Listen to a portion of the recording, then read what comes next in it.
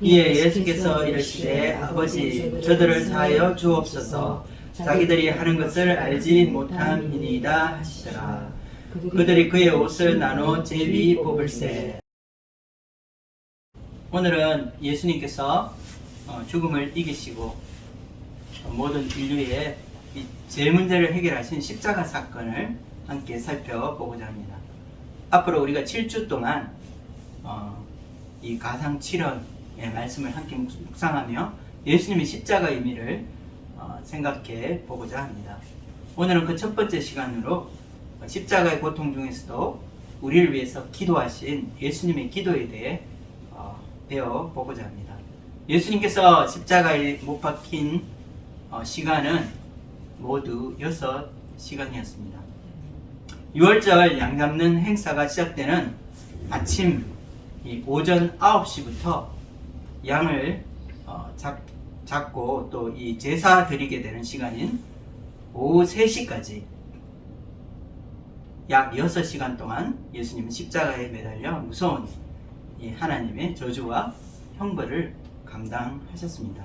예수님께서 십자가 위에서 하신 7가지 말씀을 우리는 가상 7언이라고 말을 합니다. 예수님은 처음 3시간 동안 3마디의 말씀을 하셨고 그리고 나머지 3시간 동안에 4마디의 말씀을 남기셨습니다. 처음 3시간은 바로 아침 9시부터 정오까지 시간입니다. 사람들은 예수님을 채찍질하고 또 그 머리에 가시 이 면류관을 씌워 모욕하고는 결국 십자가에 못 박아 죽이고자 했습니다. 처음 3시간 동안은 인류의 죄, 하나님께 불순종하며 살아온 모든 죄로 인해 임하게 된 이 하나님의 진노와 이 율법의 저주가 십자가 위에 다 쏟아 부어지는 시간이었습니다.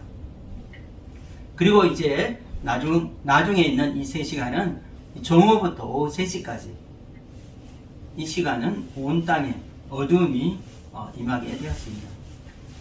온 땅에 임한 그리고 전 우주적으로 임한 놀랍고 큰 변화가 임하게 된 것입니다. 세상이 칠흑같이 캄캄한 어둠 속에 갇히게 되었고 이때 한 줄기 빛이 비치듯 우리에게 새로운 시대가 열리게 되는 것입니다. 마치 온 땅이 이 혹한 추위로 꽁꽁 얼어붙어서 생명이 다 사라진 것 같이 되었습니다. 그러나 곧 봄이 와 얼음이 녹기 시작하고 자연과 온 세상이 새로운 변화를 맞이하게 되는 것과 같습니다. 그것은 성전의 휘장이 위로부터 아래로 둘러 찢어지고 땅이 진동하고 바위들이 터지고 무덤이 열리게 된 것입니다. 아담의 범죄 이후 인간은 더 이상 자신을 창조하신 창조주이시자 복의 근원이신 하나님께 나아가지 못하게 되었습니다. 이것은 바로 하나님과 인간의 분리를 의미합니다. 하나님과 인간 사이에는 누구도 넘을 수 없는 큰 장벽이 세워지게 되었습니다. 그러나 예수님께서 십자가에 죽으심으로 인류의 역사에 놀라운 일이 이루어지게 된 것입니다. 바로 하나님과의 장벽이 무너지게 된 것입니다. 하나님의 성전에 우리를 가로막고 있던 이 성소의 휘장이 찢어지게 되었습니다. 죄인과 하나님, 우리 죄인된 인간이 거룩하신 하나님 앞에 감히 나아올 수 없었습니다.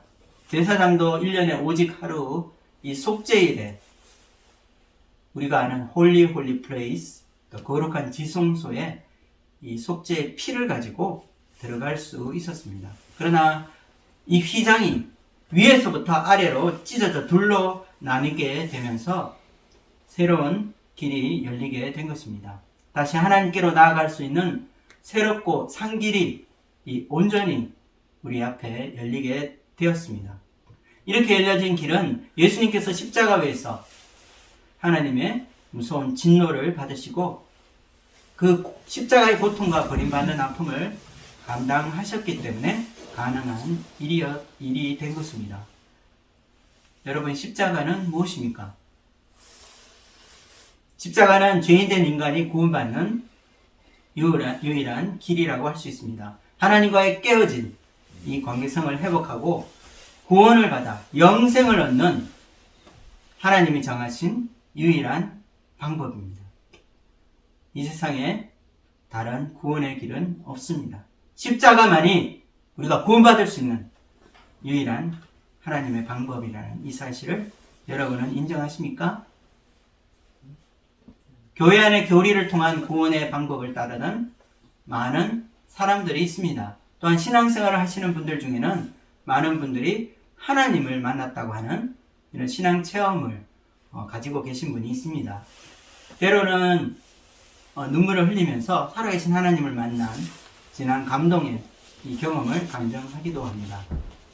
그러나 자신의 이 전 생애에서 십자가를 통한 이 제사함을 받는 이 개인적인 체험이 한 번도 없는 분들이 있습니다.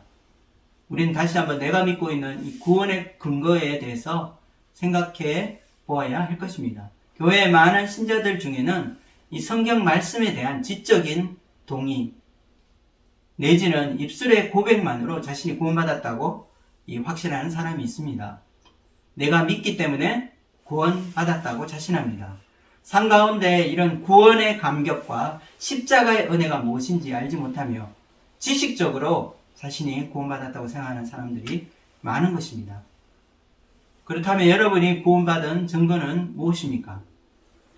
하나님의 심판대가 얼마나 두렵고 무서운데 그 심판대 앞에 섰을 때 여러분이 그 불시험을 이길 수 있는 근거가 무엇이라고 생각하십니까? 천국은 이 죄가 없는 사람이 가는 곳입니다. 티끌만한 잘못이나 이 허물이라도 죄가 조금이라도 있는 사람은 들어가지 못하는 곳이 바로 천국입니다. 성경에 죄 있는 사람은 이 천국 못 간다는 말이 어디 나오냐고 묻는 사람들이 있습니다. 그리고 사람들은 생각으로 짓는 죄, 양심에 어긋나는 작은 행위 하나를 우습게 여기고 또 죄로 여기지 않습니다. 그러나 우리가 짓게 되는 죄는 크든 작든 반드시 대가를 지불해야 한다는 것입니다. 우리가 죄를 짓게 되면 그것이 마음으로 짓는 이 양심의 죄이든 아니면 우리 몸으로 짓는 이 행위의 죄이든 상관이 없는 것입니다. 의도하지 않은 실수이건 또 의도적으로 지은 죄이든 우리는 그에 대한 대가를 반드시 지불해야 한다고 성경은 말하고 있는 것입니다. 우리 함께 로마서 6장 23절 말씀을 읽겠습니다.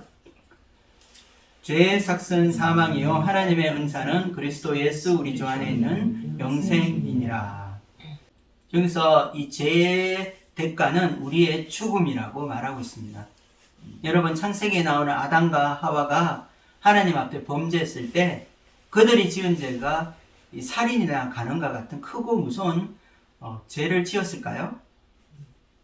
그들은 하나님이 먹지 말라고 한 이 과일나무의 열매 하나를 따먹었을 뿐입니다. 그러나 그들에게 선언된 대가는 정령 죽으리라 하시는 하나님의 사망 선고였습니다. 우리가 짓는 죄에 대해 너무나 쉽게 생각하는 경향들이 있습니다. 죄는 하나님 말씀에 불순종하는 모든 것입니다. 그것이 크든 작든 우리 삶 가운데 창조주 하나님을 섬기고 그분을 위해 살지 않을 때 우리의 삶은 병들게 되는 것입니다. 죄는 그 삶의 방향이 잘못되었고 또한 삶의 목적이 잘못된 것을 말합니다. 여러분의 삶의 주인은 누구입니까? 여러분은 무엇을 쫓고 있으며 누구를 위해 지금 살고 있습니까? 하나님이 계셔야 할 그 자리에 자기 자신이 우상이 되어 하나님의 자리를 차지하고 있지는 않습니까?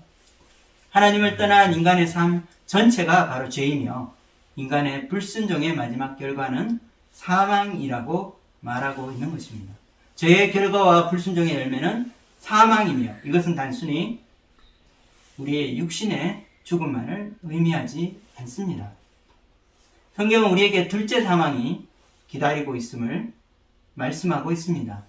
이 둘째 사망이라는 것은 영원한 심판을 의미하며 죄의 대가를 지불하지 않은 한 영혼이 꺼지지 않는 불못에 들어가게 되는 것을 말하고 있습니다.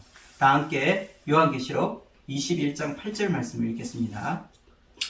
그러나 두려워하는 자들과 믿지 아니하는 자들과 흉악한 자들과 살인자들과 음행하는 자들과 점술가들과 우상 숭배자들과 거짓말하는 모든 자들은 불과 유황으로 타는 못에 던져지리니 이것이 둘째 사망이라.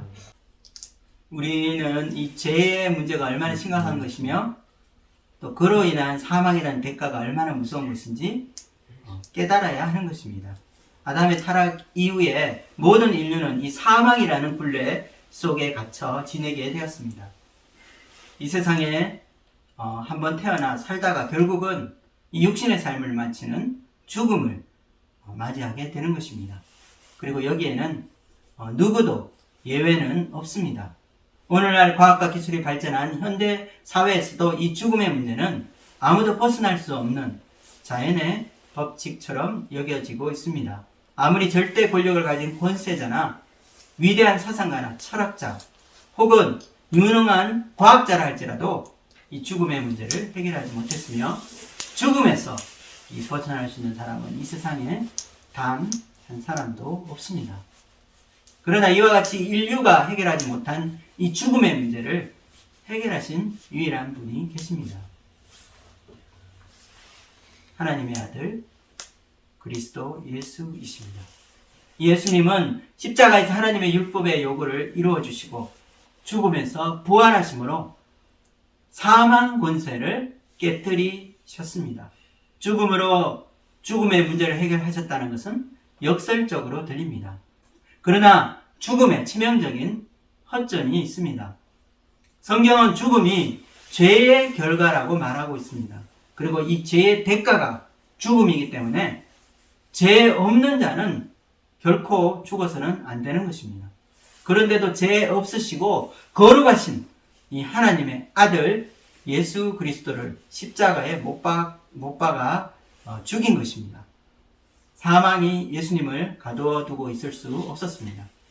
죄 없는 자만이 죽는다는 이 하나님의 법칙에 위배되기 때문입니다. 그러므로 예수님께서 죽은 자 가운데서 부활하셨다는 이 사실은 예수님이 죄 없으신 하나님의 아들이심을 증명하는 것이라 할 수 있습니다. 또한 죄 없으신 하나님의 아들 이 그리스도를 못 박아 죽였기 때문에 예수님의 죽으심은 우리를 구원하는 근거가 되는 것입니다. 십자가의 죽으심은 단순한 죽음이 아닙니다. 의인이 죄인을 위해 대신 죽는 것이며 인류의 모든 이 죄값을 대신 지불하는 것이기 때문입니다. 하나님의 아들의 이 생명의 가치는 이 피조물인 온 인류의 이 죄값보다 더 값진 것이라 말할 수 있습니다. 예수님은 이와 같이 이 사망 권세 아래에서 죽어 영원한 심판을 받아야 할 우리를 구원하시기 위해 이 땅에 오신 하나님의 아들 메시아이십니다. 예수님께서 십자가를 지시고 우리를 위해 죽으셨다가 다시 살아나심으로 우리를 이 사망 권세에서 해방시켜 주신 것입니다. 그러므로 십자가는 우리를 죽음과 영원한 하나님 심판에서 구원하는 유일한 이 구원의 길이 되는 것입니다. 예수님이 우리를 구원하시기 위해 감당하신 이 십자가는 인간을 가장 이 고통스럽게 죽이는 방법 중에 하나였습니다. 십자가형은 1세기 당시 이 사형 제도 중에서 가장 잔인한 방법으로 알려져 있습니다. 그래서 이 로마 시민권을 가진 이 로마인에게는 이 십자가 사형이 허락되지 않았습니다. 대신 이 로마 식민지 백성 중에 중범죄에 해당하는 살인강도나 또 로마에 반역하는 이 반란죄에만 십자가형을 허락하였다고 합니다. 십자가 사형 제도가 얼마나 이 잔인하고 잔혹한지 이 고대 로마의 정치가이자 철학자로 알려진 마르쿠스 툴리우스 키케로라는 사람이 한 말을 보면 알 수 있습니다. 로마 시민을 결박하는 건 범죄이고 그를 매질하는 건 증오스러운 행위이며 그를 살해하는 것은 극악한 살인이다. 그를 십자가에 못 박는 건 어떨까? 그토록 끔찍한 짓에 대해선 묘사할 말조차 없을 것이다. 십자가는 두 손과 두 발이 이 큰 대못에 박힌 채 피 흘리며 이 뜨거운 이 중동 태양 아래서 서서히 죽어가는 가장 참혹한 형벌이었습니다. 보통 십자가에 이 손과 발이 못 박힌 사람은 그 십자가 위에서 수십 번 이 까무러쳤다가 다시 깨어나게 되는데, 이 나무에 매달려 이 당해야 하는 그 고통은 우리가 말로 표현할 수 없을 것입니다. 이렇게 십자가에 달려있는 동안 모든 그 고통을 다 맛보며 서서히 죽어가는 것입니다. 보통 죄인을 이 십자가형으로 처형하기 전에 관습적으로 이 두 가지 어떤 과정을 거치게 된다고 합니다. 그 중에 하나가 바로 이 채찍으로 매를 때리는 것이었습니다. 그런데 이 채찍은 우리가 알고 있는 일반 채찍이 아니라 이 여러 가닥의 줄 끝에 이 동물의 뼈나 이 납덩어리가 있었다고 합니다. 그래서 채찍을 하게 되면 이 죄인의 몸을 휘감아서 살에 박히게 되고, 채찍에 맞은 몸은 살점이 찢어져 고통이 더욱 심하게 되는 것입니다. 어떤 사람은 이 단지 이 채찍만으로 많은 피를 흘리고 죽는 사람들도 있었다고 합니다. 또한 이 두 번째는 이 십자가, 이 가로대 나무를 들고 사형장까지 걸어가는 것입니다. 보통 이 십자가의 무게는 120kg, 265파운드가 넘었다고 하는데, 이것을 사람이 들고 갈 수는 없었습니다. 그래서 긴 세로대 나무는 이 못박을 장소에 미리 세워두고, 이 가로대 나무만을 이 십자가형을 받은 죄인이 끌고 갔다고 전해지고 있습니다. 예수님은 이와 같이 이런 이 두 가지 일을 다 당하시고 십자가의 고통을 온전히 받게 되신 것입니다. 채찍으로 온몸은 찢겨져서 피투성이가 된 채 예수님은 무거운 십자가 나무를 몸에 지고 형장까지 걸어가신 것입니다. 예수님이 당하신 십자가의 고통은 지옥을 경험하는 고통이었습니다. 육신의 고통뿐 아니라 사랑하는 이 하나님 아버지로부터 단절되고 버림받는 고통을 맛보아야 했기 때문입니다. 육신의 고통도 사실 견디기 힘든 고통입니다. 하지만 사랑하는 사람으로부터 버림받는 마음의 고통은 이보다 더 큰 고통임을 우리는 알 수 있습니다.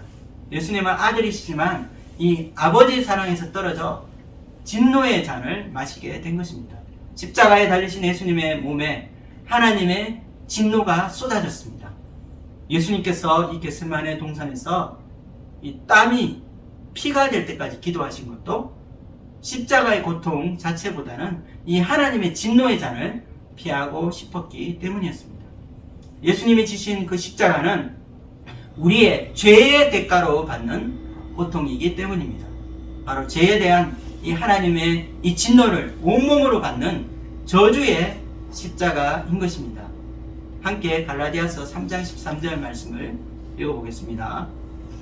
그리스도께서 우리를 위하여 저주를 받은 바 되사 율법의 저주에서 우리를 속량하셨으니 기록된 바 나무에 달린 자마다 저주 아래에 있는 자라 하였습니다. 참혹한 이 십자가 위에서 입을 여시며 첫 번째 하신 말씀은 바로 기도였습니다. 이 기도는 고통 중에 있는 자신을 위한 기도가 아니라 우리를 위한 기도였습니다. 죄인을 위하여 용서를 구하는 기도였던 것입니다. 우리 다 함께 누가복음 오늘 말씀 23장 34절 말씀을 읽겠습니다. 이에 예수께서 이르시되 아버지 저들을 사하여 주옵소서, 자기들이 하는 것을 알지 못함이니이다 하시더라. 그들이 그의 옷을 나눠 제비 뽑을세. 예수님은 이 폭도들의 조롱과 침뱉음을 당하시고 많은 사람들의 멸시를 받아 머리에 이 가시관을 쓰셨습니다. 십자가 위에 못 박히신 주님께서 처음 말씀하신 것은 원망이나 불평이 아니었습니다. 자신을 위한 탄원도 아니고 저주나 억울함을 호소하는 절규도 아니었습니다. 아버지, 저들을 사하여 주옵소서. 죄 없는 예수님을 모함하고 이 죄를 뒤집어 씌워 십자가를 지게 하고 지금도 손가락질하며 비난하고 있는 저들을 위해서 드리고 있는 예수님의 용서의 기도였습니다. 예수님의 기도의 첫마디는 아버지입니다. 예수님은 아버지를 부르고 계신 것입니다. 자신의 육신의 고통과 한계 속에서도 하나님을 아버지로 부르고 있는 것입니다. 우리는 인생이 평탄할 때는 신앙생활도 잘하고 하나님께 감사하지만 우리 인생에 풍파가 찾아오고 고난이 있을 때 하나님의 사랑을 의심하고 절망에 빠지기 쉽습니다. 내가 원하는 대로 인생이 풀리지 않을 때 하나님께 쓴뿌리를 가지고 하나님께 등을 돌리는 사람들도 있는 것입니다. 상황과 환경에 따라 하나님 아버지와의 관계는 가까워졌다가도 멀어지게 되는 것입니다. 환난 속에서 우리의 모든 소망이 사라질 때에 끝까지 하나님과의 친밀한 관계를 붙들지 못하는 것입니다. 왜 주님께서 나에게 이런 일을 허락하셨습니까? 하며 하나님을 원망하고 하나님께 불평하게 됩니다. 인생의 역경 중에 하나님께 버림받은 것 같은 이 상실한 마음으로 살아가기 쉬운 우리들이기 때문입니다. 그러나 이 고난과 환난 속에서도 우리가 찬송을 부를 수 있고 광야 같은 메마르고 차가운 현실을 살아갈 때도 하나님을 아버지라 친밀하게 부를 수 있다면 우리는 우리의 이 믿음의 경주에서 승리한 자들이라 할 수 있습니다. 예수님이 버림받으셨기 때문에 우리는 절대로 버림받지 않을 것입니다. 공고한 삶 가운데도 불안해하거나 염려하고 또 염려하지 않고 우리가 믿음을 붙들어야 하는 이유가 여기에 있습니다. 예수님께서 십자가에 이 저주를 당하셨기 때문에 우리는 하나님의 심판을 받지 않습니다. 십자가만이 우리가 이 죄사함을 받고 우리를 어렵다 함을 우리에게 줄 수 있는 유일한 하나님의 방법이기 때문입니다.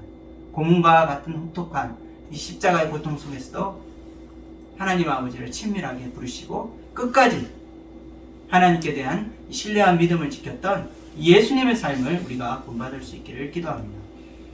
언제나 우리를 사랑하시는 이 하나님을 친밀하게 가까이하며 그분 앞에 아름다운 믿음의 삶을 끝까지 살기를 소망합니다.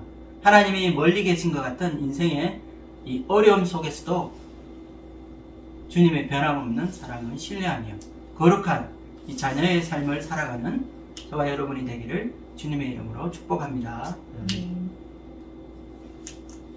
군병들은 남아있는 예수님의 겉옷을 차지하기 위해 이 피 묻은 십자가 밑에서 제비를 뽑고 있었습니다. 예수님은 자신을 향한 비방과 모멸에도 불구하고 그들을 긍휼히 여기셨습니다. 신배통과 멸시를 당하셨지만 자신을 비난하는 그들을 위해 기도하고 계신 것입니다. 예수님의 기도는 저들을 용서해달라는 탄원의 기도였습니다. 이 말씀은 예수님께서 십자가에 달리신 그 이유를 우리에게 보여주는 말씀입니다. 예수님께서 십자가에 못 박히신 것은 그 당시 종교 지도자들의 시기심 때문도 아니었으며 사람들이 잘못된 메시아관으로 인한 실망, 군중들의 실망 때문도 아니었습니다. 예수님께서 십자가에 못 박히신 것은 바로 우리의 죄를 용서하시기 위한 하나님의 긍휼 때문이었습니다. 십자가에 못 박히신 후 제일 먼저 용서의 기도를 하신 것은 예수님께서 이런 하나님의 긍휼의 마음을 우리에게 보여주고 계신 것입니다. 무죄한 자를 십자가에 못 박기 위해 혈안이 되어 있는 미친 군중들이 있었습니다. 채찍으로 때리고 벌레처럼 나무에 자신의 몸을 매달아 죽이고자 하는 살인자를 보고 계셨습니다. 그러나 예수님은 이들을 미워하지 않았습니다. 이제 희미하게 꺼져가는 촛불처럼 생명의 기운이 사그러질 때 예수님은 그들의 편이 되어 주셔서 그들을 위한 중보의 기도를 드리고 계신 것입니다. 기도를 통해 그들이 자기가 하는 일이 무엇인지 알지 못하고 지금 저지르고 있는 무지한 자인 것을 보여주고 계신 것입니다. 우리는 성난 군중과 무기를 든 군병들이 예수님을 십자가에 못 박았다고 욕을 하고 있지만 예수님을 갈보리 언덕으로 끌고 가 십자가에 못 박게 한 장본인들이 바로 우리들임을 깨닫게 해주고 계신 것입니다. 자기들이 하는 것을 알지 못하나이다. 예수님의 이 기도는 우리를 위한 기도입니다. 우리의 연약함으로 저지른 이 허물이 영광스러우신 예수님을 조롱하고 멸시하며 벌거벗는 수치를 받게 한 것입니다. 우리의 죄악이 예수님을 채찍질하고 십자가의 대못으로 손과 발을 못 박은 것입니다. 예수님은 온 인류의 죄와 이 저주를 뒤집어 쓰고 우리 대신 십자가 위에서 고난을 당하신 것입니다. 나의 죄를 용서하시기 위해서, 그리고 죽어 영원한 심판을 받을 수밖에 없는 우리를 구원하시기 위해서 자기의 생명을 우리를 위해서 십자가 위에 내어주신 것입니다. 우리 함께 이사야 53장 5절에서 6절 말씀을 읽겠습니다. 그가 찔림은 우리의 허물 때문이요 그가 상함은 우리의 죄악 때문이라. 그가 징계를 받음으로 우리는 평안을 누리고 그가 채찍에 맞음으로 우리는 나음을 받았도다. 우리는 다 양 같아서 그릇 행하여 각기 제 길로 갔거늘 여호와께서는 우리 모두의 죄악을 그에게 담당시키셨도다. 예수님이 지신 이 십자가 앞에서 우리의 모습을 발견할 수 있기를 기도합니다. 예수님의 십자가가 저와 여러분 우리를 살리셨습니다. 십자가 때문에 우리가 용서받았으며 영원한 생명을 선물로 받은 것입니다. 심판을 받아 지옥불에 들어가야 마땅한 우리가 영원한 복락을 누리며 영생의 삶을 살게 된 것입니다. 십자가를 통해 우리에게 베풀어 주신 이 구원의 은혜는 우리를 거듭나게 하시고 새로운 삶을 살게 하십니다. 우리의 옛사람이 변하여 새 사람이 되고 새로운 피조물이 되는 것입니다. 우리는 이 십자가 은혜만 생각하면 우리의 삶이 변화되어 하나님이 기뻐하시는 이 성숙한 크리스찬의 삶을 살아야 할 것 같습니다. 하지만 예수님께서 우리를 위해 십자가를 지셨지만 우리의 현실은 어떻습니까? 오늘날 현대 크리스찬들은 세상 성공에 여전히 목말라 하고 있습니다. 죄의 유혹 앞에 너무나 무기력하고 힘없이 넘어지고 있는 것입니다. 십자가 갈보리 언덕에 우뚝 서 있음에도 불구하고 이 십자가가 이 갈보리 언덕에 우뚝 서 있음에도 불구하고 지치고 피곤한 우리 크리스찬들의 삶에는 십자가의 능력이 나타나지 않고 있는 것입니다. 우리 삶의 현장에 가보면 여전히 무능하여서 죄에 참패할 수밖에 없는 우리의 모습을 발견하게 됩니다. 죄의 유혹은 우리를 끈질기게 괴롭히고 우리 내면의 타락한 본성은 하나님 말씀에 순종할 이 경건의 능력을 덧입지 못합니다. 우리를 박해하는 자를 용서하고 원수를 사랑하는 것, 고난 가운데 기뻐하고 감사하는 것, 또 자기를 부인하고 십자가를 지는 것, 우리는 주님이 원하시는 삶을 너무나 잘 알고 있습니다. 하지만 우리의 입술은 주님을 닮아가는 것 같지만 우리의 삶은 여전히 변하지 않고 세상 사람들과 다르지 않습니다. 실패하고 넘어질 수밖에 없는 이 연약한 크리스찬들이 바로 오늘의 우리의 모습이라 할 수 있습니다. 왜일까요?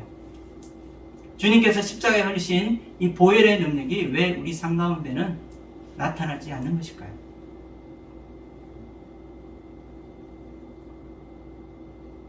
우리가 기꺼이 주님과 함께 십자가에 죽기를 원치 않기 때문입니다. 우리는 살고자 하기 때문입니다.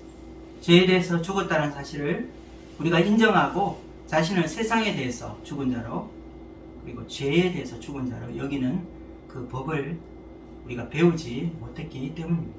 우리는 여전히 이 육신의 소욕과 이 마음의 유혹에서부터 자유롭지 못합니다. 우리가 영생을 얻고 새 생명을 누리기 위해서는 우리의 옛 생명을 완전히 포기해야 한다는 사실을 잊고 살아가는 것입니다. 예수님이 십자가에 못 박히셨을 때 내가 예수님과 함께 그 십자가에 못 박혔음을 우리는 인정해야 하는 것입니다. 신실하게 주님을 따르려고 열심을 내지만 오히려 자신의 연약한 모습만 발견하고 절망하는 자들에게 주시는 주님의 메시지가 있습니다. 내면의 목마름과 갈급함으로 주님 앞에 나아가지만 더욱더 소진되고 영혼의 갈증을 채우지 못하는 이들을 위한 주님의 말씀이 있습니다. 신앙생활하고 있지만 더 이상 형식적인 삶에 진저리가 나는 사람들, 진실한 신앙인으로 살며 죄의 유혹과 권세에서 벗어나기를 간절히 소원하는 이 사람들에게 전하는 말씀이 있습니다. 열정을 내어 믿음의 경주를 달려가지만 또 실패하고 넘어져 패배감으로 드러누워 있을 수밖에 없는 사람들에게 전하는 주님의 메시지가 있습니다. 예수님께서는 옛사람을 적당히 수리해서 다시 쓰시기 위해서 십자가에 죽으신 것이 아닙니다. 예수님은 이 포도주를 헌 가죽 부대에 담을 생각이 전혀 없으시다고 말씀하셨습니다.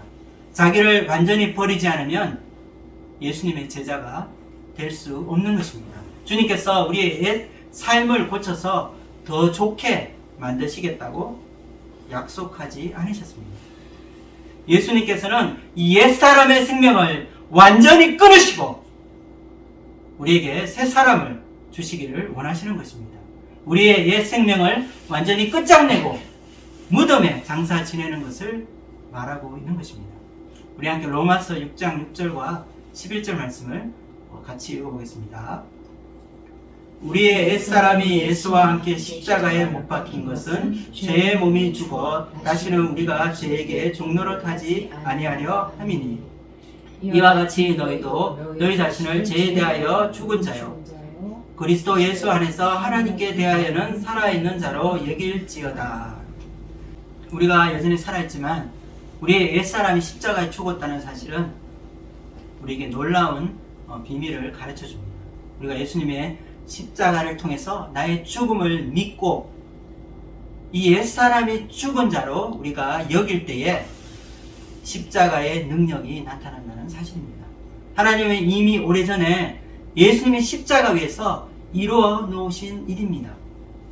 그리고 이것이 21세기를 살아가는 우리에게도 이 적용되기 위해서는 바로 우리의 믿음이 필요함을 말씀하고 있는 것입니다. 믿음을 행할 때 효력이 발생하는 것입니다. 제자도에 대해 말씀하시면서 예수님께서는 자기 십자가를 지고 가라고 말씀하셨습니다. 그러나 우리는 이 자기 십자가를 지고 가라고 하신 자기를 부인하고 자기 십자가를 지고 나를 따를 것이니라 하신 이 예수님의 말씀을 잘 깨닫지 못할 때가 있습니다. 여기서 자기 십자가를 지라는 것은 바로 예수님께서 이 자신의 죽음을 위해 이 무거운 그 나무를 지고 형장으로 가는 것을 말합니다. 우리도 날마다 우리의 자아의 죽음을 받아들이고 우리 속의 옛사람을 십자가에 못 박기 위해 자기 십자가를, 나의 십자가를 지고 사형장으로 가야 한다는 말씀입니다. 그래서 사도 바울은 내가 날마다 죽노라 라고 고백했던 것입니다. 고린도전서 15장 31절 말씀을 함께 읽겠습니다. 형제들아 내가 그리스도 예수 우리 주 안에서 가진 바 너희에 대한 나의 자랑을 두고 단언하노니 나는 날마다 죽노라. 우리의 옛사람이 십자가에 죽었음을 믿고 주님 앞에 맡길 때에 우리의 옛사람이 죽고 새 사람이 다시 태어나게 하시는 분은 바로 우리 안에 성령님이십니다. 천국의 날들이라는 책을 쓴 심슨 이 박사님은 성령님에 대해서 이렇게 소개하고 있습니다. 제가 읽어보겠습니다. 성령님은 하나님께서 우리에게 정해주신 장소, 즉 그리스도의 무덤으로 우리를 인도하는 위대한 장의사입니다. 바로 성령님께서 우리를 예수 그리스도의 그 무덤으로 인도하는 장의사가 되신다는 것입니다. 그런데 우리가 이 성령의 이끌림을 받아 우리 자아가 십자가에 못 박히는 자리까지 나아가기 위해서는 우리 자신이 성령 하나님께 동의, 어그리먼트를 해야 한다는 것입니다. 성령님도 우리의 동의 없이 이 갈보리라는 곳으로 우리를 데려가지 않으십니다. 우리는 예수님이 십자가에 못 박히실 때 우리 자신도 십자가에 함께 이 못 박혔음을 시인해야 할 것입니다. 그렇게 할 때 우리 속에 있는 성령님께서 이 하나님의 신비 안에서 우리의 자아가 죽고 새로운 생명으로 태어나는 역사를 이루어 가실 것입니다. 우리의 자아는 거짓과 위선과 정욕과 이 욕심으로 병들어 있습니다. 우리의 육신 안의 본성은 악하고 하나님 두기를 싫어합니다. 모든 인간의 부패의 근원은 우리의 자아에서부터 나옵니다. 만물보다 거짓되고 부패한 것이 인간의 마음이기 때문입니다. 세상 욕심을 쫓아가며 자기 자신을 하나님보다 더 사랑하는 우리의 이기적인 자아인 것입니다. 내가 그리스도와 함께 십자가에 못 박혔다고 고백하고 내 자아가 죽었음을 인정할 때에 마치 내 심장에 대못이 박히는 것 같은 고통이 느껴질 수도 있습니다. 바로 내가 깨어지는 아픔을 견디기 힘든 것입니다. 우리에게 자아가 죽는다는 것은 정말 고통스러운 일입니다. 그러나 우리의 자아가 깨어지지 않고 또 죽지 않고 우리 안에 이 생수가 터져나오는 이 성령님의 은혜를 체험하기는 어려울 것입니다. 포도의 껍질이 손실되지 않고 그 속에 향기롭고 달콤한 포도즙을 즐길 수 없는 것과 같습니다. 예수님을 믿는 우리의 신자의 삶은 이 자아의 껍질이 깨어져서 옛사람이 죽고 새 사람으로 만들어져야 하는 것입니다. 이 일을 하시는 분이 바로 지금도 우리 안에 계신 성령님이심을 우리는 깨닫게 됩니다. 이 시간 우리 함께 성령님께서 우리 안에 역사하셔서 우리의 옛사람이 깨어지고 우리의 자아가 십자가에 못 박혀 죽을 수 있도록 기도해야 하겠습니다. 나의 옛사람의 정과 욕심이 십자가에 못 박혀야 하는 것입니다. 내가 깨어지고 내 안에 새 생명이 살아날 수 있도록 우리 함께 성령님께 간구하기를 원합니다. 주님, 이 나의 옛사람은 여전히 살아있어서 하나님보다 나 자신의 욕심과 이 욕망을 쫓아가고 있습니다. 나의 본성이 죽지 않고 살아있어서 죄의 유혹으로 끌려가고 있는 것입니다. 자신을 사랑하는 마음보다 예수님을 더 사랑하게 도와주시옵소서. 주님 안에서 성령님께서 역사하셔서 내가 이 십자가에 죽고 내 안에 그리스도께서 사시는 삶을 살 수 있도록 은혜를 베풀어 주시기를 기도드립니다. 한 주간도 우리 삶 가운데 하나님을 아버지로 부르는 하나님과 친밀한 이 교제 가운데 우리가 힘쓸 수 있기를 기도합니다. 예수님의 이 십자가의 의미를 깊이 묵상하며 십자가의 용서의 사랑이 강물처럼 우리 마음에 흘러 우리의 영혼을 채울 수 있기를 기도합니다. 무엇보다 갈보리에서 흘리신 이 보혈의 능력이 현재 나의 삶 가운데 역사할 수 있도록 나의 옛사람을 십자가에 못 박고 성령님 앞에 나의 생각과 나의 감정, 나의 의식, 나의 이성을 내려놓을 수 있기를 기도합니다. 이번 한 주간 우리의 삶이 주님 주시는 이 십자가 용서의 사랑으로 충만하며 죄를 이기고 믿음으로 승리하는 한 주가 되기를 주님의 이름으로 축복합니다. 기도하고 마치겠습니다.